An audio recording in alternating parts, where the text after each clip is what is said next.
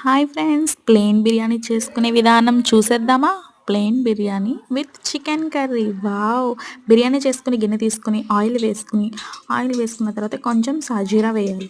సాజీరా వేసిన వెంటనే బిర్యానీకి కావాల్సిన సామాన్లు వేయాలి.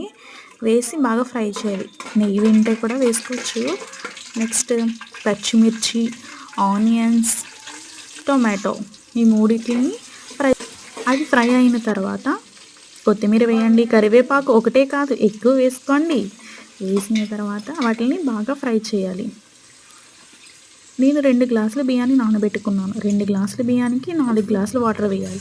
అల్లం వెల్లుల్లిపై ధనియాలు జీలకర్ర పేస్ట్ కింద వేసుకుని అవి డీప్గా ఫ్రై అవ్వాలి. ఫ్రై అయిన తర్వాత 4 గ్లాసులు వాటర్ వేసుకోవాలి. 2 గ్లాసుల బియ్యం అన్నాను కదా. సాల్ట్ అడ్జస్ట్ చేసుకుని వాటర్ మరిగిన తర్వాత రైస్ వేయాలి. కుక్ అయిపోతుంది.